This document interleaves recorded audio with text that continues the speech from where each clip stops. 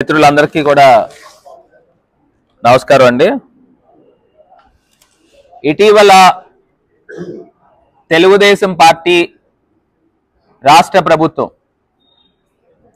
ఎంత జాతి దురహంకారం చూపిస్తా ఉన్నారనంటే, ఇటీవల మనం సంఘటనలు చూసాం. ఇదే రాజమండ్రిలో ఒక దళిత యువకుడి పైన పోలీసులని ఉపయోగించి నగ్నంగా స్టేషన్లో నుంచోపెట్టి దళితుల యొక్క మనోభావాల్ని దెబ్బతీసే విధంగా వాళ్ళ యొక్క వ్యక్తిత్వాన్ని, వాళ్ళకున్న వ్యక్తిత్వాన్ని హననం చేసే విధంగా ఏ రకంగా ప్రవర్తించారో సాక్షాత్తు ఢిల్లీ వెళ్ళి national human rights commission, national SC commission కలిసి వాళ్ళకి నివేదిక ఇచ్చి రికార్డెడ్ ప్రూఫ్ వారికి ఇవ్వడం జరిగింది. వాళ్ళు కూడా దాన్ని క్రైమ్ నంబర్ రిజిస్టర్ చేయడం కూడా జరిగింది.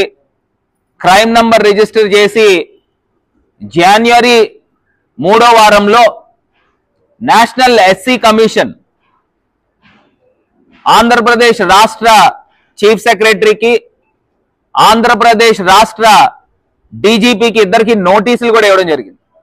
వీళ్ళిద్దరూ కూడా జనవరిలో ఇక్కడికి వచ్చి ఈ రాజమండ్రి ఘటన ఒకటే కాదు, రాష్ట్ర వ్యాప్తంగా ఎన్డీఏ గవర్నమెంట్ ఆంధ్రప్రదేశ్లో వచ్చిన తర్వాత ఏ రకంగా దాడులకు పాల్పడుతున్నారు అనేది ఆ అన్నాటిపైన వచ్చిన కంప్లైంట్లు అన్నాటిపైన విచారణ చేయబోతా ఉన్నారు.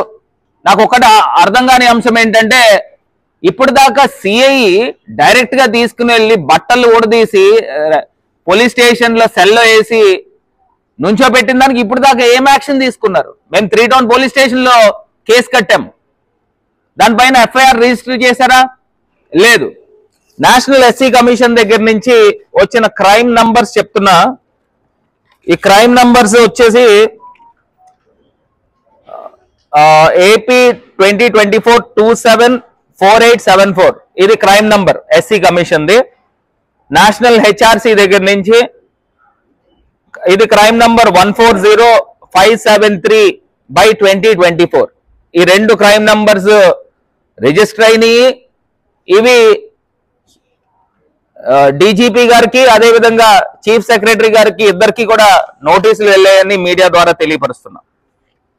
ఇది కాకుండా నిన్న కాక మొన్న 15వ తారీఖున ఏలూరు జిల్లాలో న్యూజివీడ్లో మరి సర్దార్ గౌతు లచ్చన్న గారి యొక్క విగ్రహ ఆవిష్కరణ జరిగితే ఒక సామాజిక కార్యక్రమం, స్వతంత్ర సమరయోధుడు. మరి అక్కడికి జనరల్గా ఒక ప్రైవేట్ కూడా కాదు, ఇది సోషల్ రెస్పాన్సిబిలిటీ అండి. ఒక కార్యక్రమానికి పార్టీలకు అతీతంగా అందరూ వస్తూ ఉంటారు. మరి కార్యక్రమాలకు వచ్చినప్పుడు మరి మాజీ మంత్రి మరి జోగి రమేష్ కూడా వచ్చారు, ఆయన కూడా వెళ్ళారు. అక్కడ కేబినెట్ మీ సహచర మంత్రులు చంద్రబాబు నాయుడు గారితో పాటు సహచర మంత్రి మరి పార్థసారథి గారు అందరూ వెళ్ళారు. ఇప్పుడు విగ్రహానికి దండేయడము,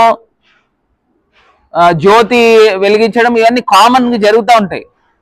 ఒక సామాజిక కార్యక్రమానికి వెళ్తే ఒక కేబినెట్ మంత్రి మీ సహచర మంత్రి 3 సార్లు ప్రెస్ మీట్లు పెట్టి క్షమాపణ చెప్పే దౌర్భాగ్యమైన పరిస్థితికి తీసుకుని వచ్చారని అంటే నాకు ఒకటి అర్థం కావట్లా. మొన్నటిదాకా ఎస్సీలు దళితుల పైన దాడులు, ఇప్పుడు బీసీ సామాజిక వర్గాలని, ఇప్పుడు ఆయనేమో యాదవ్ కులానికి సంబంధించిన పార్థసారథి గారు, అదేవిధంగా గౌతు శిరీష గారు, ఆమె మరి సర్దార్ గౌతు లచ్చన్ గారు మనవరాలు, ఆమెని వీళ్ళిద్దరూ కూడా క్షమాపణలు చెప్పడం ఏంటంటే నాకు అసలు అర్థం కావట్లా.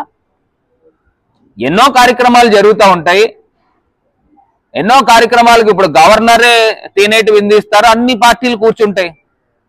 ఇప్పుడు ఇదేమన్నా పేకాట క్లబ్బుల్లో కూర్చుని ఏమన్నా పేకాటలు ఆడుకున్నారా? ఒక సామాజిక కార్యక్రమం. మరి గతంలోనే ఎంతో మంది మరి కెసినోలు ఆడుకోవడానికి గతంలోనే వేరే పార్టీ మీ పార్టీ వాళ్ళందరూ కూడా స్పెషల్ ఫ్లైట్లలో రష్యాలో వెళ్ళారు, అదే విధంగా దుబాయ్లో వెళ్ళారు. ఇలాంటి కార్యక్రమాలకు చాలా మంది మరి మీ పార్టీ వాళ్ళు, వేరే పార్టీ వాళ్ళు అందరూ కలిపి వెళ్ళారు. గతంలో మా పార్టీలో ఉన్నవాడు కూడా, ఆయన కూడా మీ పార్టీ వాళ్ళతో కలిసి వెళ్ళారు. మరి వాళ్ళపైన ఏం యాక్షన్ తీసుకున్నారు? అంటే బీసీల పైన మీ జాతి దురహంకారం చూపిస్తా ఉన్నారా అని అడుగుతా ఉన్నా. మొన్న రీసెంట్ గా కమ్మ గ్లోబల్ సమిట్ అని జరిగింది. ఆ గ్లోబల్ సమిట్ లో మరి అన్ని పార్టీల వాళ్ళు వచ్చి పాల్గొన్నారే. ఆ కమ్మ గ్లోబల్ సమిట్ లో మరి అన్ని పార్టీల వాళ్ళు ఉన్నారు. మరి అప్పుడు మీకు కనిపించలేదా? ఒక సామాజిక కార్యక్రమానికి బీసీలు వెళ్తే ప్రెస్ ముందరకు వచ్చి వాళ్ళ ఆత్మగౌరవం దెబ్బతినేలాగా వాళ్ళతో ఈ లోకేష్ గారు, చంద్రబాబు నాయుడు గారు ఈ రకమైన క్షమాపణలు 3 సార్లు చెప్పారు. అసలు నాకు అర్థం కావట్లా. మరి అదేవిధంగా ఈ రకంగా క్షమాపణలు చెప్పించి మీరు ఆనందం పొందుతా ఉన్నారా అని అడుగుతా ఉన్నా. ఇవన్నీ కూడా నిజంగా బాధాకరం. నేను ఇదే ఒక అంశం చెప్తా ఉన్నా. ఇదే రాజమండ్రిలో కూడా చూస్తే మరి కొంతమంది సీనియర్ లీడర్లు కొంతమంది, ఆయన ఎర్రా వేణు గారని, అదేవిధంగా వాసిరెడ్డి రాంబాబు గారని, వీళ్ళు సీనియర్ లీడర్లే. వాళ్ళకేమో తీసుకొచ్చి ఏపీ స్టేట్ డైరెక్టర్లు ఇప్పిస్తా ఉన్నారు, వాళ్ళు సీనియర్లు. మరి నేను రాజమండ్రిలో అలాంటి డైరెక్టర్లు, స్టేట్ డైరెక్టర్లు 15-20 మందికి ఇప్పించి ఉంటాను. ఇక్కడ మా మారుతి లక్ష్మి గారు ఉన్నారు, సాగర్ ఉన్నారు, మరి అప్పారావు ఉన్నారు, ఇంతమంది బోల్డ్ మందికి ఇప్పించాం. అంటే ఇక్కడ స్థానికంగా మీరు ఏం చేస్తా ఉన్నారు అనేది ఒక్కసారి చూడండి, ఆలోచన చేయండి.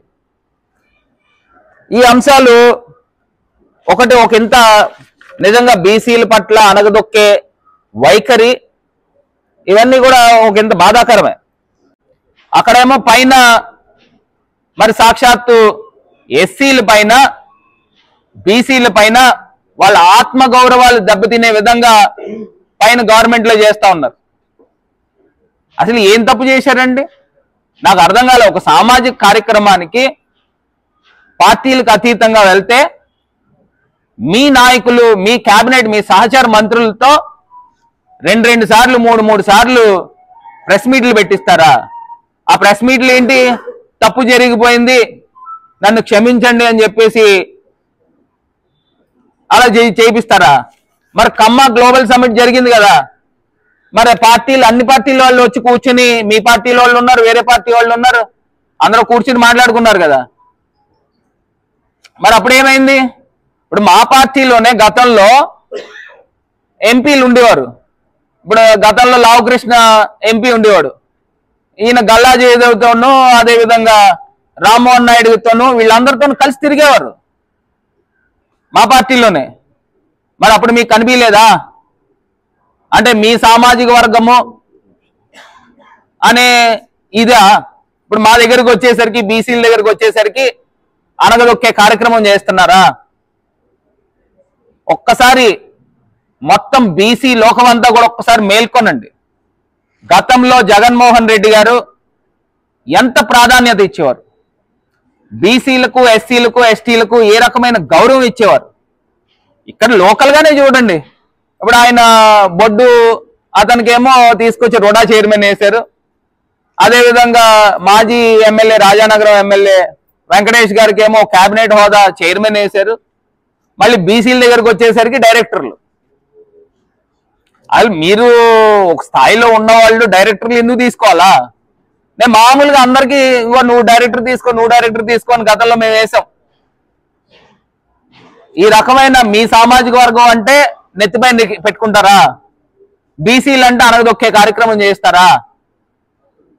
ఇవన్నీ కూడా ఒకసారి ప్రజల్ని గమనించమని కోరుతా ఉన్నా.